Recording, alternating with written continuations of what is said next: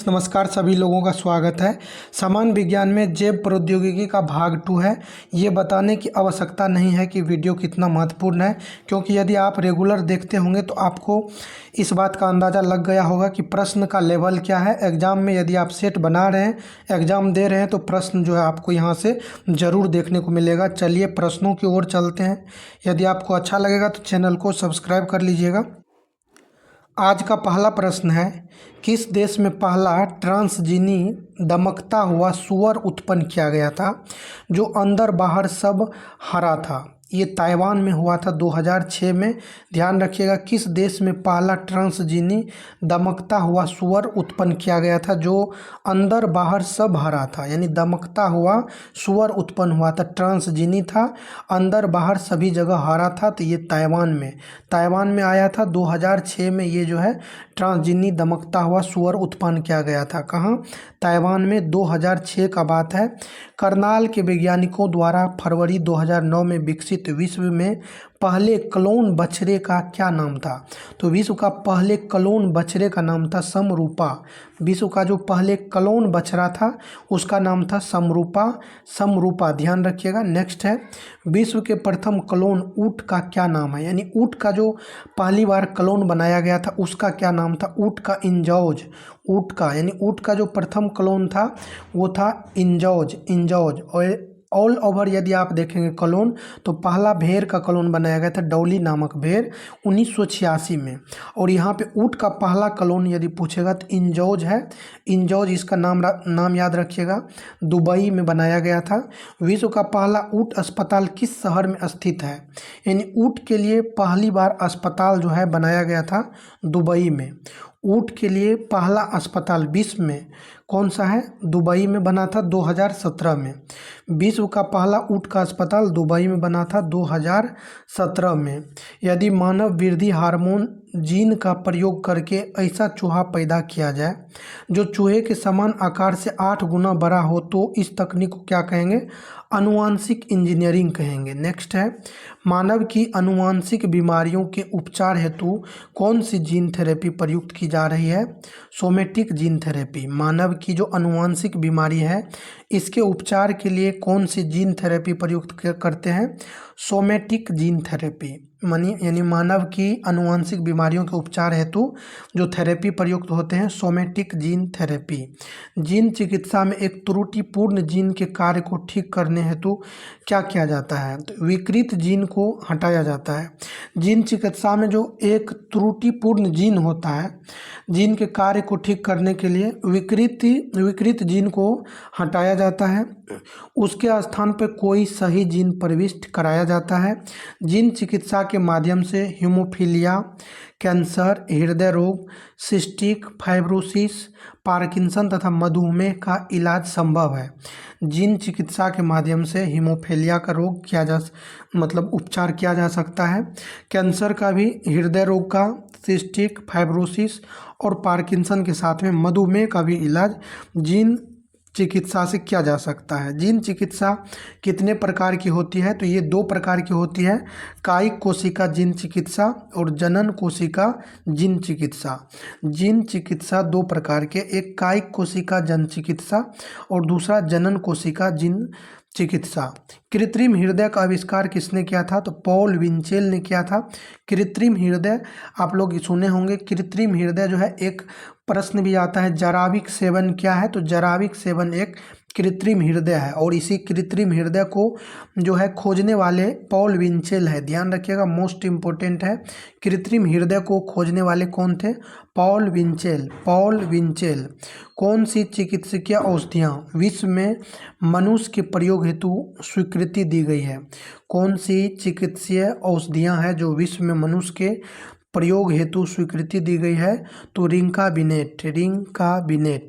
अब कुछ दवाइयाँ हैं और इसका उपयोग देखेंगे कहाँ पे करते हैं, किस रोग में। जैसे इंसुलिन के बारे में हम लोग सुनते हैं, मधुमेह के स्तर को नियंत्रित करने के लिए इंसुलिन का प्रयोग करते हैं। इंसुलिन क्या है? एक मेडिसिन है जिसका उपयोग मधुमेह के स्तर को नियंत्रित करने में करते हैं। सोमेटोस्टेनिन बौनेपन की बीमारी नियंत्रित करने में। प्रश्न पूछा जाएगा कि बौनेपन की बीमारी को नियंत्रित करने में किसका प्रयोग करते हैं, तो सोमेटोस्टेनिन। सोमेटोस्टेनिन किसके लिए उपयोग करते हैं, तो बौनेपन की बीमारी नियंत्रित करने में। इंटरफेरॉन जो है वायरल संक्रमण को रोकने में, जो वायरल संक्रमण होता है उसको रोकने में इंटरफेरॉन का उपयोग करते हैं, वायरल इंटरफेरॉन। लिम्फोकाइंस का प्रयोग क्यों करते हैं, तो प्रतिरक्षा प्रणाली को मजबूत करने के लिए लिम्फोकाइंस। तो ये ध्यान रखना है कि प्रतिरक्षा प्रणाली को मजबूत करने में लिम्फोकाइंस का प्रयोग करते हैं। कैल्सिटोनिन जो है ये रिकेटस के उपचार में, रिकेटस जो होता है रिकेटस, तो इसके उपचार में किसका प्रयोग करते हैं, कैल्सिटोनिन। कैल्सिटोनिन रिकेटस के उपचार में, प्रतिरक्षी प्रणाली को मजबूत करने में लिम्फोकाइंस, वायरल संक्रमण के लिए इंटरफेरॉन, बोनापन की बीमारी के लिए सोमेटोस्टेटिन और इंसुलिन जो है मधुमेह के लिए प्रयोग करते हैं। चलिए नेक्स्ट प्रश्न है, पादप उत्तक संवर्धन का कार्य किसने आरंभ किया था। पादप उत्तक संवर्धन का कार्य किसने आरंभ किया था, तो हेबरलैंड ने। पादप उत्तक संवर्धन, ध्यान दीजिएगा, पादप उत्तक संवर्धन का कार्य किसने प्रारंभ किया था, तो हेबरलैंड ने। पादप के किसी भाग की या बीज के बिना कोशिकाओं के माध्यम से नए पौधे को उगाने को क्या कहते हैं, उत्तक संवर्धन कहते हैं। पादप के किसी भाग की या बीज के बिना कोशिकाओं के माध्यम से नए पौधे को उगाना, इसी को कहते हैं उत्तक संवर्धन। तो इसको खोजने वाले कौन है, हेबरलैंड। पौधों को किस प्रकार केवल एक जनक द्वारा रोग मुक्त रूप में उगाया जा सकता है, तो उत्तक संवर्धन। पौधों को किस प्रकार केवल एक जनक द्वारा, मतलब एक ही जनक रहेगा या तो माता या पिता, तो एक जनक द्वारा रोग मुक्त रूप से उगाया जा सकता है, उत्तक संवर्धन, उत्तक संवर्धन के माध्यम से। ट्रांसजेनिक फसलों को बनाने में क्या प्रयुक्त होता है, तो कोशिका द्रव्यी नर बाध्यता तथा जीन निर्वता। कोशिका द्रव्यी नर बाध्यता तथा जीन निर्वता ट्रांसजेनिक फसलों को बनाने में प्रयुक्त करते हैं। अगला है, ट्रांसजेनिक के अंतर्गत जीन का क्या शामिल किया जाता है। ट्रांसजेनिक यानी इसी को कहते हैं पराजीनी, इसके अंतर्गत जीन का क्या शामिल करते हैं, स्थानांतरण तथा प्रतिरोपण, यानी जीन को स्थानांतरित करते हैं और फिर प्लांटेशन करते हैं। नेक्स्ट है पौधे जिनमें बाह्य डीएनए शामिल हो क्या कहलाते हैं, ट्रांसजेनिक्स। ऐसे पौधे जिनमें बाह्य डीएनए यानी बाहरी डीएनए शामिल हो उसको ट्रांसजेनिक्स कहते हैं।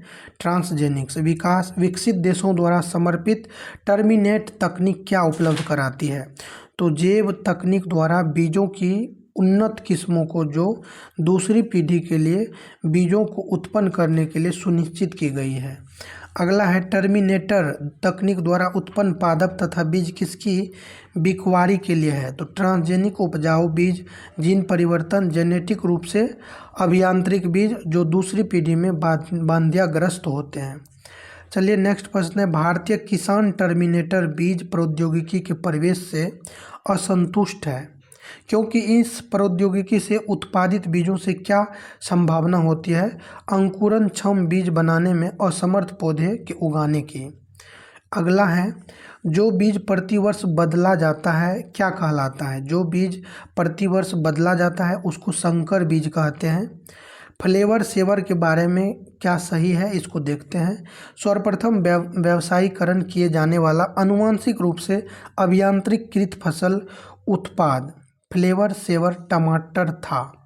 फ्लेवर सेवर के पके हुए फल अधिक अवधि के लिए दृढ़ रहते हैं एवं पौधों पर पकने के बाद बाजार में स्थानांतरित किए जा सकते हैं। तो फ्लेवर सेवर जो है सर्वप्रथम व्यावसायीकरण किए जाने वाला आनुवांशिक रूप से उत्पाद किया गया फ्लेवर सेवर टमाटर था। कौन परजीनी पादप है, परजीनी पादप मतलब हो गया पाराजीनी, यानी ट्रांसजेनिक जो पादप है गोल्डन राइस है। सुनहरी चावल क्या है, जो गोल्डन राइस है एक ट्रांसजेनिक चावल की किस्म है जिसमें कैरोटीन के लिए जीन उपलब्ध होते हैं। तो सुनहरी चावल जो गोल्डन चावल है विटामिन ए, आँख के लिए भी ये माना जाता है अच्छा। तो ये जो ट्रांसजेनिक है गोल्डन चावल क्या है, ट्रांसजेनिक चावल की किस्म है जिसमें कैरोटीन के लिए जीन उपलब्ध होता है, कैरोटीन के लिए जीन उपलब्ध होता है। किसका प्रचुरतम स्रोत है? जो गोल्डन चावल है ये विटामिन ए का प्रचुरतम स्रोत है। पराजिनी फसल स्वर्ण चावल किस वांछनीय लक्षण के लिए तैयार की गई है? तो विटामिन ए के लिए इसको तैयार किया गया है। विश्व में लगभग 250 बच्चों को प्रभावित करने वाले विटामिन ए हीनता से लड़ने की क्षमता वाले गोल्डन राइस की प्रमुख उपयोगिता उसके दाने में किसकी प्रचुरता बढ़ाने के कारण है? तो गोल्डन चावल के दाने में, क्योंकि ये विटामिन ए का स्रोत है इसीलिए बीटा कैरोटीन जो है इसमें प्रचुरता से पाया जाता है। गोल्डन राइस के संबंध में सही कथन को चुनना है। गोल्डन राइस जैव प्रौद्योगिकी की एक ऐसी उपलब्धि है जो उपभोक्ताओं के लिए भी उतनी ही लाभप्रद है जितनी किसानों के लिए है। तो जैव प्रौद्योगिकी की एक ऐसी उपलब्धि है जो उपभोक्ताओं के लिए भी उतनी ही लाभप्रद है जितनी किसानों के लिए है। तो उपभोक्ता के लिए इसलिए लाभदायक है क्योंकि उपभोक्ता इसका उपयोग करके कैरोटीन यानी बीटा कैरोटीन का उपभोग कर पाते हैं और किसान जो है इससे अधिक धन कमा पाते हैं। अगला है, इस चावल की पीलापन यानी जो गोल्डन चावल है पीलापन बीटा कैरोटीन की अधिक मात्रा को प्रदर्शित करता है जो यौगिक शरीर में विटामिन ए से परिवर्तित होता है। धान के पौधे उगाने की डेपांग विधि कहाँ पर विकसित हुई? ये प्रश्न कई बार पूछा गया है कि धान की उगाने की विधि है डेपांग और ये कहाँ प्रचलित है? ये फिलीपींस में है। धान के पौधे उगाने की एक विधि है डेपांग। तो डेपांग क्या है पूछा जाता है? तो डेपांग धान के पौधे को उगाने की एक विधि है जो फिलीपींस में काफ़ी प्रचलित है। डेपांग ध्यान रखिएगा, डेपांग पांग से फिलीपींस ध्यान रखना है और धान डेपांग फिलीपींस। भारत में विकसित प्रथम बौनी धान की किस्म कौन सी थी? तो भारत में विकसित प्रथम बौनी धान की किस्म जया है। जया जो है भारत में विकसित प्रथम बौनी धान की किस्म है जया। महाधान यानी सुपर राइस किससे विकसित किया गया? तो जीएस खुश ने। किसने विकसित किया था? महाधान, इसी को सुपर राइस कहते हैं, जीएस खुश ने विकसित किया था। गुरुदेव सिंह खुश ने इसको विकसित किया था। धान के खेत में कौन सी गैस निकलती है? तो धान के खेत से मीथेन नामक गैस निकलती है। अगला है, कपास के कीट रोधी पौधे आनुवांशिक इंजीनियरिंग द्वारा एक जीन को निविष्ट कर निर्मित किए गए हैं जो कहाँ से लिया गया है? जीवाणु से। प्रश्न को समझिए कि कपास के कीट रोधी पौधे आनुवांशिक इंजीनियरिंग द्वारा एक जीन को विशिष्ट कर निर्मित किए गए हैं जो कहाँ से लिए गए हैं? तो ये जीवाणु से। अगला प्रश्न है, अमेरिकी बहुराष्ट्रीय कंपनी मोनसेंटो ने एक कीट प्रतिरोधी कपास की किस्म बनाई है जिसका भारत में क्षेत्र परीक्षण किया जा रहा है। इसमें किस जीवाणु के आविस जीन का इस परजीवी कपास में अंतरण हुआ? तो वेसिलस थुरुएंजेसिस ये अमेरिका के बनाया गया, अमेरिका के द्वारा। बीटी बैंगन क्या है? तो बीटी बैंगन जो है ये आनुवांशिक रूप से परिवर्तित बैंगन है। बीटी बैंगन में बेसिलस थुरुएंजेसिस यानी बीटी का मतलब होता है थुरुएंजेसिस नामक जीवाणु के किस जीन को निवेशित किया गया है? तो विशेष जीन है CRY1AC को। तो बीटी बैंगन आनुवांशिक रूप से परिवर्तित बैंगन है। अगला है, बैंगन की आनुवांशिक अभियांत्रिकी से उसकी एक नई किस्म बीटी बैंगन विकसित की गई है। इसका लक्ष्य क्या है? तो इसे नाशक जीव सह बनाना। बैंगन की आनुवांशिक अभियांत्रिकी से उसकी एक नई किस्म बीटी बैंगन विकसित की गई है। इसका लक्ष्य है इसे नाशक जीव सह बनाना। अगला है, भारत में बीटी बैंगन के प्रवेश पर लोगों के विरोध के क्या कारण है? एक आशंका है कि बीटी बैंगन के उपयोग का स्वास्थ्य पर विपरीत प्रभाव पड़ सकता है, यानी बीटी बैंगन से स्वास्थ्य पर प्रभाव पड़ेगा। यह भी चिंता है कि बीटी बैंगन के प्रवेशन से जैव विविधता पर विपरीत प्रभाव हो सकता है। बीटी बैंगन के जो प्रभाव हो सकता है जैव विविधता पर पड़ सकता है। कहाँ पाया जाता है? तो साधारणतः जो है औरोबैंकी खरपतवार तंबाकू के खेत में, आलू और टमाटर में पाया जाता है। तो साधारणतः औरोबैंकी खरपतवार तंबाकू के खेत में, साथ में आलू और टमाटर में। अगला है, किसकी कुछ जातियों को जीव पीड़कनाशियों के रूप में प्रयोग किया जाता है? तो जीव पीड़कनाशियों के रूप में जीवाणु का प्रयोग करते हैं, कवक का, पुष्पीय पादप का। किसकी कुछ जातियों को जैव पीड़कनाशियों के रूप में? तो जीवाणु, कवक कवक और पुष्पीय पादप का प्रयोग करते हैं। नेक्स्ट है कौन सा एक सूक्ष्मजीवी कीटनाशक है? सूक्ष्मजीवी कीटनाशक है। तो कौन सा एक सूक्ष्मजीवी कीटनाशक है? बैसिलस थुरुएंजेसिस, इसी को बीटी कहते हैं। जीवाणु भोजियों के संबंध में सही कथन क्या है? तो जीवाणु भोजी विषाणु होते हैं, ध्यान रखिएगा। जीवाणु भोजी क्या है? इसी को कहते हैं बैक्टीरियोफेज। तो जीवाणु भोजी जो है एक विषाणु है जो जीवाणुओं को संक्रमित करते हैं। जीवाणु भोजी विषाणु है, ध्यान रखिएगा, ये काफ़ी महत्वपूर्ण है। पूछा जाता है कि निम्नलिखित में से कौन सा एक विषाणु है? तो जीवाणु भोजी जो है ये एक विषाणु है। नाम तो जीवाणु भोजी है, बैक्टीरियोफेज है, तो ये एक विषाणु है जो जीवाणुओं को संक्रमित करते हैं।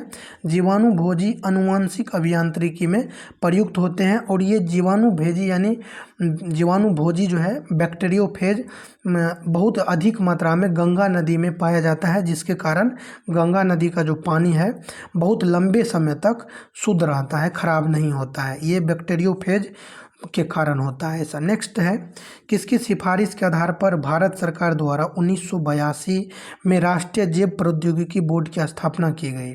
तो किसकी सिफारिश के आधार पर भारत सरकार के द्वारा वर्ष 1982 में राष्ट्रीय जैव प्रौद्योगिकी बोर्ड की स्थापना की गई थी? तो कैबिनेट की वैज्ञानिक सलाहकार समिति के सिफारिश पे राष्ट्रीय जैव प्रौद्योगिकी बोर्ड की स्थापना कब हुई?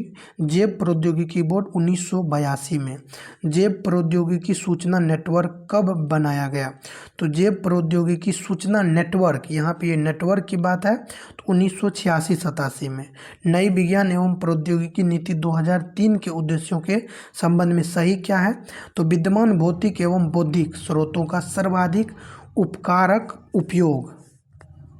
भारत में जो प्रमुख जैव प्रौद्योगिकी अनुसंधान संस्थान है और उनकी अवस्थिति, और यहाँ से प्रश्न जो है बन ही जाता है। चलिए पहला प्रश्न इसमें है सेंटर फॉर डीएनए फिंगरप्रिंटिंग एवं डायग्नोस्टिक्स, ये कहाँ पे है पूछा जाता है। सेंटर फॉर डीएनए फिंगरप्रिंटिंग एवं डायग्नोस्टिक्स कहाँ है? हैदराबाद में। सेंटर ऑफ सेल्यूलर एवं molecular biology, centre for cellular एवं मॉलिक्यूलर बायोलॉजी ये हैदराबाद में है। तो सेंटर फॉर डीएनए फिंगरप्रिंटिंग एवं डायग्नोस्टिक्स हैदराबाद में है। Centre of cellular and molecular biology ये कहाँ है? हैदराबाद में है। अगला है international centre for genetic engineering and biotechnology, international centre for genetic engineering and biotechnology. तो international centre for genetic engineering and biotechnology कहाँ है? दिल्ली में, ध्यान रखिएगा। Centre international centre for genetic engineering and biotechnology Delhi में है।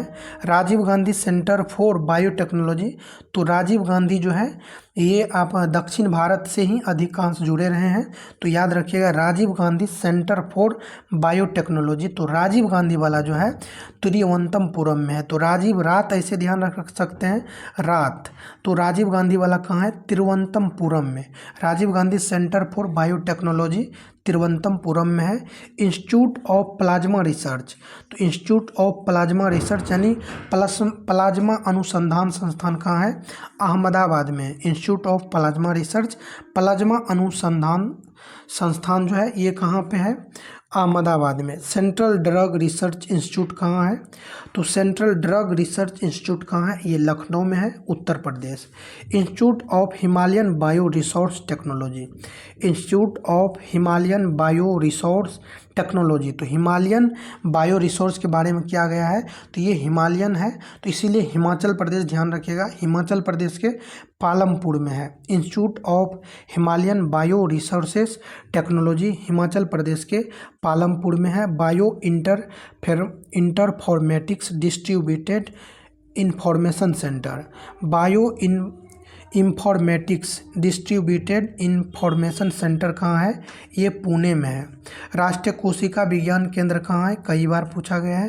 राष्ट्रीय कोशिका विज्ञान केंद्र पुणे में है। राष्ट्रीय कोशिका विज्ञान केंद्र कहाँ है? पुणे में। राष्ट्रीय कोशिका विज्ञान केंद्र पुणे में है। राष्ट्रीय मस्तिष्क अनुसंधान केंद्र, तो ये मानेसर हरियाणा में है। मस्तिष्क मानेसर हरियाणा। जीव विज्ञान संस्थान कहाँ है? जीव विज्ञान संस्थान, तो ये जीव विज्ञान संस्थान जो है ये है भुवनेश्वर उड़ीसा में जीव विज्ञान संस्थान। तो जीव जो क्या करता है, जीव उड़ते रहता है, तो उड़ीसा के भुवनेश्वर में है। जीव विज्ञान संस्थान कहाँ है, उड़ीसा के भुवनेश्वर। राष्ट्रीय जैव चिकित्सा जीनोमिक्स, राष्ट्रीय जैव चिकित्सा जीनोमिक्स संस्थान ये कल्याणी पश्चिम बंगाल में है। जीव विज्ञान संस्थान भुवनेश्वर में है, लेकिन राष्ट्रीय जैव चिकित्सा जीनोमिक्स संस्थान जो है ये कल्याणी पश्चिम बंगाल में है। स्टेम सेल विज्ञान और पुनरुत्पादक चिकित्सा संस्थान, स्टेम सेल विज्ञान और पुनरुत्पादक चिकित्सा संस्थान ये कहाँ है, बेंगलुरु में है। अगला है जैव संसाधन और सतत विकास संस्थान, जैव संसाधन और सतत विकास संस्थान जो है मणिपुर में है। जैव संसाधन सतत विकास संस्थान मणिपुर में है। नेशनल बॉटनिकल रिसर्च इंस्टीट्यूट, तो national botanical research institute Lucknow में है। राष्ट्रीय पशु जैव प्रौद्योगिकी संस्थान, राष्ट्रीय पशु जैव प्रौद्योगिकी संस्थान, पशु जैव प्रौद्योगिकी, तो ये पशु कहाँ रहता है, बाद में, तो हैदराबाद में। नेक्स्ट है Indian council of agriculture research, Indian council of agriculture research नई दिल्ली में है। राष्ट्रीय कृषि खाद्य जैव प्रौद्योगिकी केंद्र, कृषि खाद्य जैव प्रौद्योगिकी केंद्र जो है मोहाली पंजाब में है। राष्ट्रीय कृषि खाद्य जैव प्रौद्योगिकी केंद्र कहाँ है, मोहाली पंजाब। राष्ट्रीय जैविक कृषि अनुसंधान संस्थान, तो जैविक कृषि अनुसंधान संस्थान सिक्किम के गंगटोक में है। राष्ट्रीय जैविक कृषि अनुसंधान संस्थान सिक्किम के गंगटोक में है। राष्ट्रीय प्रतिरक्षा विज्ञान संस्थान नई दिल्ली में है। राष्ट्रीय प्रतिरक्षा विज्ञान संस्थान नई दिल्ली में है। तो ये जो राष्ट्रीय जैविक कृषि अनुसंधान संस्थान है गंगटोक सिक्किम में है। तो सिक्किम से एक चीज़ ध्यान रखिएगा, छोटी इलायची जो है ये पाया जाता है केरल में, छोटी इलायची सर्वाधिक केरल में। लेकिन यदि आपसे पूछ लेगा कि बड़ी इलायची कहाँ पाई जाती है सर्वाधिक मात्रा में, तो बड़ी इलायची सिक्किम में अधिक मात्रा में पाया जाता है। ये चैप्टर जो है कंप्लीट हो गया है। अब जो है नया चैप्टर प्रारंभ करेंगे और ये काफ़ी महत्वपूर्ण है, आर्थिक महत्व के जीव एवं वनस्पतियाँ। आर्थिक महत्व के जीव और वनस्पतियाँ को नेक्स्ट वीडियो में प्रारंभ करेंगे। सभी लोगों का धन्यवाद।